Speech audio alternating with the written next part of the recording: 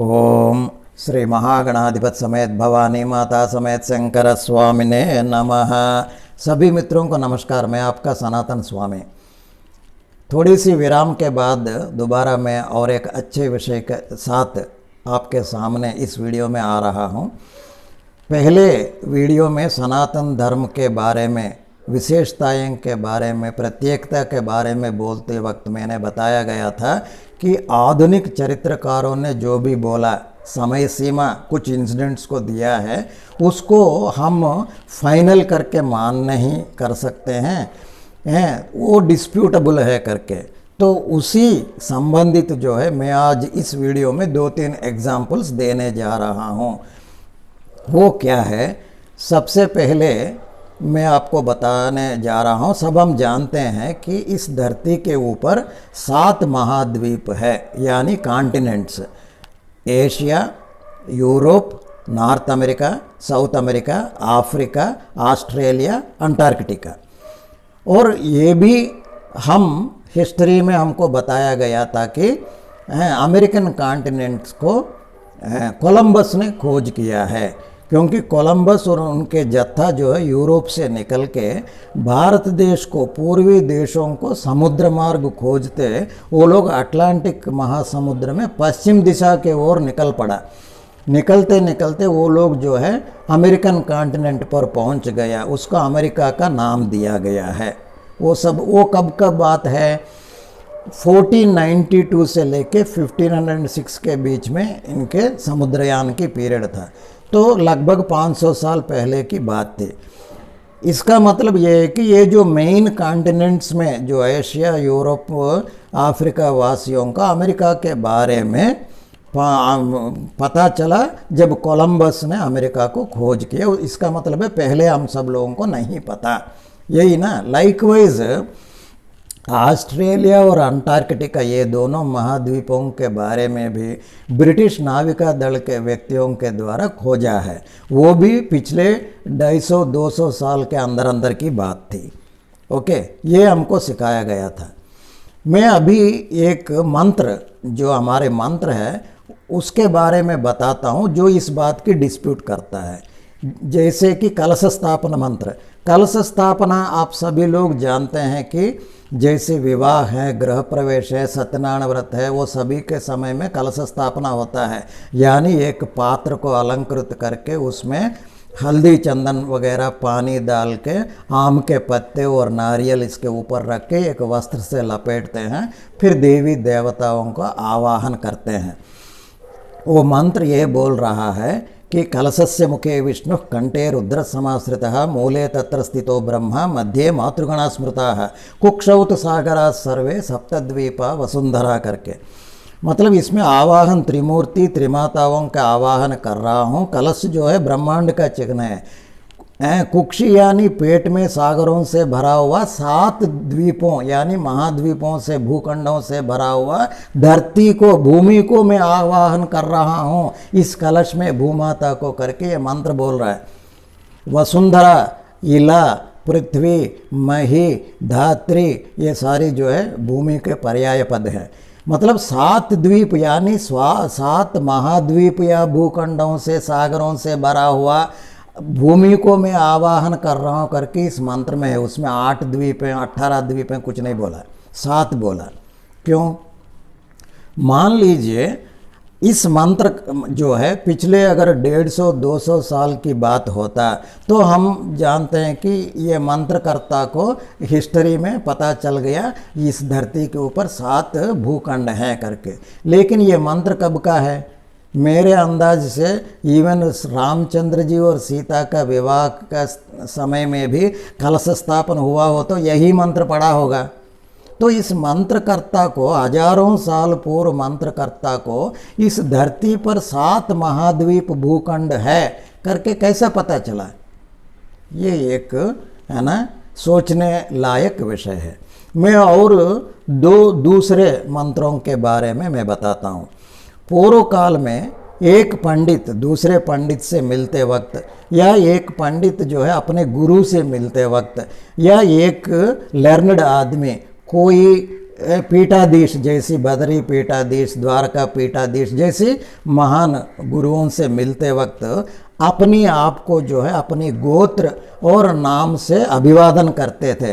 जैसे कि चतुस्सागर पर्यंतं गो ब्राह्मणेभ्य शुभम भवत, Angirasa बारहस्पत्य Bhardwaj कौशिकादित्रया ऋषये प्रवरान्विता, so and so अपने नाम वगैरह बोलते अहम भो अभिवादये करके नमस्कार करते थे। उसमें बोलता था कि चतुस्सागर पर्यंतम, हमारा देश में ऐसी देश की वासी हूँ भारत भूमि का, उसके चारों तरफ जो है सागर तक फैला हुआ, चारों तरफ सागर तक फैला हुआ है। दूसरा, आप सब पूजा करते वक्त पहले आचमन करते हैं, मतलब हाथ में पानी डाल के 3 बार पीते हैं। उसके बाद पूजा करने वाला कर्ता कौन है, पूजा का समय कब है, कौन सी वर्ष में, कौन सी महीने में, कौन सी दिन हो रहा है ये पूजा, और क्षेत्र कहाँ हो रहा है करके संकल्प में बोलते हैं, उसको संकल्प बोलते हैं। वो ऐसा है, परमेश्वर प्रीत्यर्थम शुभे शोभने मुहूर्ते श्री महाविष्णुराज्ञया प्रवर्तमानस्य अद्य ब्रह्मणः द्वितीय परार्धे श्वेतवराह कल्पे वैवस्वतमन्वन्तरे कलियुगे प्रथमपादे जम्बूद्वीपे भरतवर्षे भरतखंडे अस्मिन् वर्तमान व्यावहारिक सूर्यमानेन करके उत्तर भारत में बोलते हैं, चांद्रमानेन करके दक्षिण भारत में बोलते हैं, मतलब उस संवत्सर को वगैरह बोलने के लिए। इस मंत्र में बोला गया कि जम्बू द्वीपे भरतवर्षे भरतखंडे, भारतवर्ष का पुराना नाम है जम्बू द्वीप। अगेन द्वीप मीन्स आइलैंड, चारों तरफ सागर से घेरने वाला भूखंड। ओके, आजकल है ना, आजकल किसी से आप पूछ लीजिए कि भारत देश का चारों ओर क्या है, तो 3 तरफ समुद्र है। पूरब में बंगाल की खाड़ी, दक्षिण में हिंद महासागर, पश्चिम में अरेबिया समुद्र और उत्तर में हिमालय।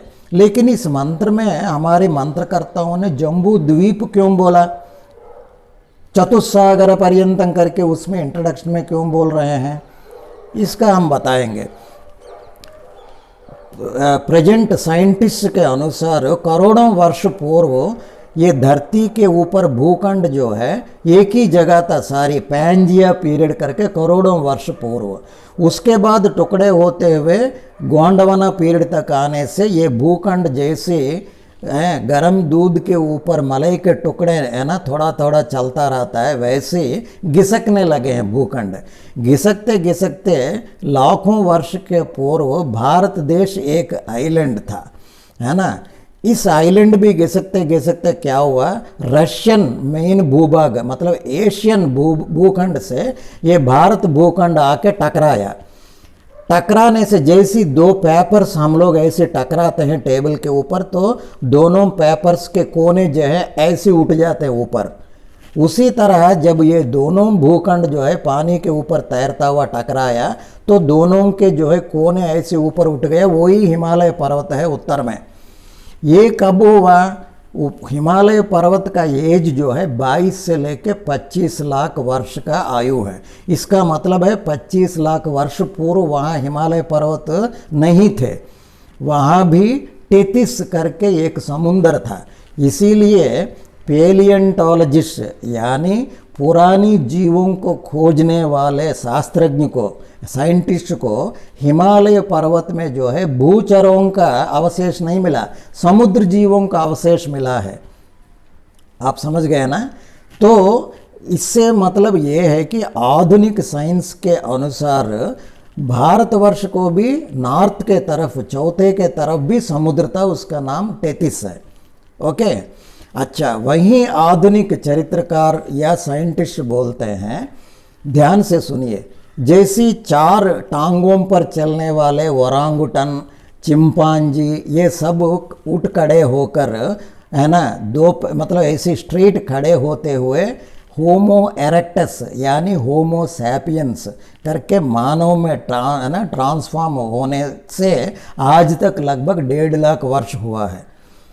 ओके, फिर उसके बाद जो है लोहे का युग हुआ, उसके बाद कापर युग हुआ। ऐसे होते होते हुए सिविलाइजेशन मानव ने जब डेवलप किया है, जैसे कि स्थिर निवास एक जगह घर बना के बसना, गाँव टाइप बसना, खेती करना, पशुपालन करना, वस्त्र पहनना, भाषा बोलना, ये सब करते हुए लोग बोलते हैं कि 10,000 वर्ष हुआ है। मान लीजिए 10,000 वर्ष पूर्व ही इस भारत उपखंड में भाषा का भी, सिविलाइजेशन भी बढ़िया से फूल फैल रहा। उसके बाद जो है भाषा भी बोलने लगा, संस्कृत भाषा विकसित किया, पूजा पाठ करने लगा, मंत्र भी करने लगा, तब ये मंत्र भी आ गया जैसी मैंने अभी 2 मंत्र बोला है। तो 10 वर्ष का ही पुरानी ये मंत्र दोनों है। तो उसको कैसा पता है जी कि 25 लाख पूर्व हमारे भारतवर्ष एक जम्बू द्वीप था और चौथे नॉर्थ के तरफ भी समुद्र था करके उसको कैसा पता चला? फॉर एग्जाम्पल 1960 में कोई व्यक्ति पैदा हुआ, उसको अशोका के बारे में, मुग़ल एम्परर्स के बारे में, ब्रिटिश परिपालन के बारे में, आज़ादी के लड़ाई के बारे में ये कैसा पता चलता है? या तो किसी ने बताना होगा, या डॉक्यूमेंटेशन में होना है, या चरित्र में पढ़ना है कि नहीं? उसी तरह अगर ये मंत्र 10,000 वर्ष पूर्व मंत्र है तो इस मंत्रकर्ताओं को 25 लाख साल पूर्व इस देश के नॉर्थ के तरफ समुद्र भी था करके इसको जम्बू द्वीप हमारे ऋषि मुनियों ने कैसा इस मंत्र में जोड़ा है? समझ लिया ना आपने? या तो मंत्र जो है 25 लाख से ज़्यादा पुराना होना चाहिए, या तो हमारे ऋषि मुनियों को भूत, भविष्यत और वर्तमान तीनों बिल्कुल आगे जो है सिनेमा जैसा दिखता है। दोनों में तो एक तो होना चाहिए ना, वो लोग इतने दृष्टा होना चाहिए हैं, इतने महान जो है भूत और भविष्य के दार्शनिक होना चाहिए। ये देख लीजिए, मतलब हमारे मंत्रों में कहा गया कि ये जम्बू द्वीप है, चतुस्सागर पर्यंतम फैला हुआ है और चौथे के तरफ भी समुद्र है। तो 22 से लेके 25 साल के पूर्व यस समुद्री था नॉर्थ के तरफ इंडिया का करके साइंटिस्ट भी बोल रहे हैं। तो मंत्र पहला है, ये साइंटिस्ट का खोज पहला है, सत्य पहला है। तो ऐसे विषयों जो है थोड़ा सा हम लोग जो है ध्यान देना चाहिए, है कि नहीं? इसी से ये पता चलता है कि कितने विशेष हैं, एक रहस्य इसमें छुपा हुआ है हमारे मंत्रों में। बस यही विषय जो मेरे दिमाग में आया था, बस आप सब लोगों को जो है थोड़ा सोचने के लिए मैं ये वीडियो आज बनाया है।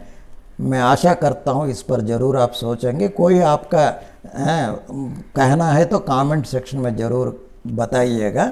और एक रुचिदायक वीडियो के साथ फिर मैं आपके सामने प्रस्तुत करूँगा और एक अच्छे विषय को। तब तक के लिए प्रतीक्षा कीजिए। आप सबको शुभ हो, मंगल हो। ओम नमः शिवाय।